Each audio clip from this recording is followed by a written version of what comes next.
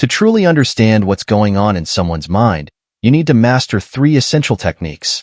These methods are fundamental for gaining insight into what others are thinking. Allow me to share a Buddhist story that illustrates how you can read another person's thoughts. A long time ago, in a small village, there lived 2 brothers. The older brother was blind and spent most of his time at home, while the younger brother worked as a farmer. Their farm faced constant damage from animals wandering into the fields. Troubled by this issue, the younger brother devised a plan. He thought, why not ask my blind brother to help scare away the animals? He can shout when he hears them, and this might protect our crops. So, the younger brother constructed a small hut in the field and placed the elder brother inside it. He explained, if you hear any animal sounds, shout loudly. This will drive them away and save our crops. The elder brother agreed to this plan and began his watch in the field. Whenever he heard animals, he would shout, and the animals would flee. They maintained this practice for several days. One day, a deer dashed through the field and broke the fence before running off. Soon after, a king, who was pursuing the deer, arrived at the field. Noticing the blind man, the king asked, have you seen a deer here? The blind brother responded, Your Majesty, I am blind. How could I have seen a deer? However, I can tell you that the animal that left my field is not worth pursuing. You're wasting your time. The king was amazed by the blind man's statement and asked how he could know this. He questioned if the blind man was lying about being blind, given his precise knowledge about the deer. The blind brother replied, Your Majesty, the deer you're chasing is actually a pregnant doe. I have never heard of a king hunting a pregnant doe. Therefore, she is not worth your pursuit. Don't waste your time. The king was astonished. How could a blind person know the deer was pregnant? He wondered how someone who couldn't see could make such a claim. The king decided to verify this and instructed his commander, I want that deer alive. I need to confirm whether it is indeed pregnant. The blind man seems very confident, and I need to investigate. Please find out if she is pregnant. The commander followed the king's orders and returned to report that the blind man was correct. The doe was indeed pregnant. The king was filled with wonder and sought to understand how the blind man had known. With many questions in mind, the king asked the blind man, I may not know if you are truly blind, but I want to ask you one thing. Will you give me the correct answer to my question? The blind brother replied, Your Majesty, ask me anything you wish, and I will answer truthfully.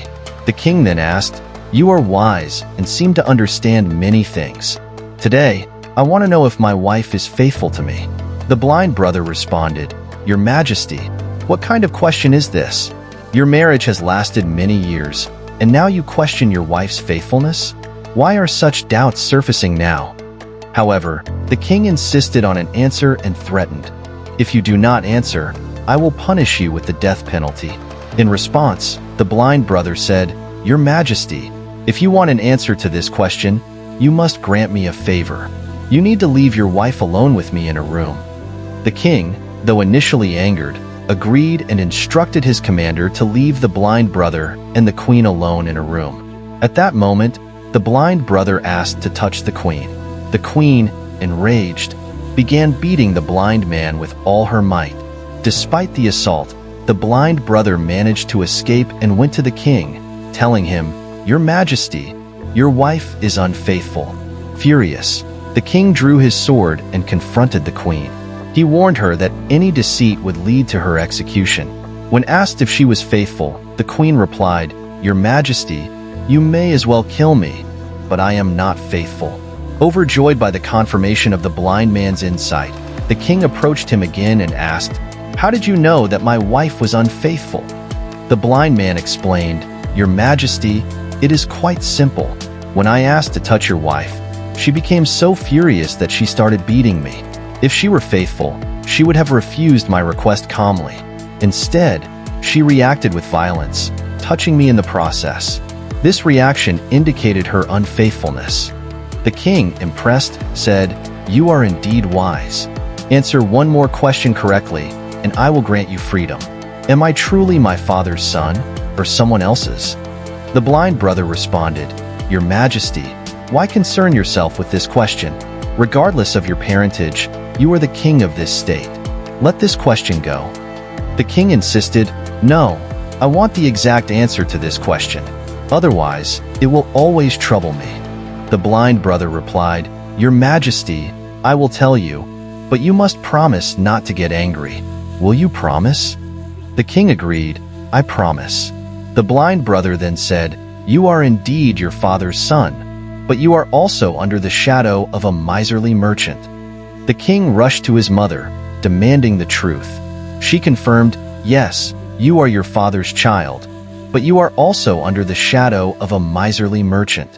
Overjoyed with the confirmation, the king returned to the blind brother and asked, "How did you know about the shadow of a miserly merchant?" The blind man replied, "Your Majesty, you asked many questions, and I answered them all correctly. If you were any other king, I would have received many rewards by now. Your stinginess led me to deduce the presence of the miserly merchant's shadow." The king laughed heartily and said, "Whatever you desire, I will give it to you. But tell me, how do you discern what is right and wrong so accurately?" The blind man explained, "Your Majesty, though I am naturally blind, if I had ease, I could understand anyone's thoughts. The mind has a language visible in a person's actions. By observing their eyes, lips, and movements, one can understand their thoughts." He continued, "Even though I am blind, I perceive through actions. By assigning tasks and observing how people perform them, I can gauge their thoughts. You too can learn to understand others' thoughts. But first, you must focus your mind and bring it to the present. Only then can you interpret their actions and understand their thoughts. If you're preoccupied with the past, you'll miss these signs." The blind brother then shared 3 methods to read minds effectively. 1. Observe the eyes. Pay close attention to a person's eyes. They don't speak, but they reveal much. Understanding their gaze, pupils, and eye movements can provide insight into their thoughts and emotions. 2. Facial expressions. A person's face reflects their inner state. By noting changes in facial expressions, such as frowns or smiles, you can gauge their feelings and reactions. 3. Body language and gestures. Watch how people use their hands and body language. Movements and gestures often communicate thoughts and feelings beyond words. The king was intrigued and thanked the blind man for his wisdom. As we conclude this Zen journey, the Inspire Zen team expresses our deepest gratitude for your support. Remember, knowledge has the power to elevate your life.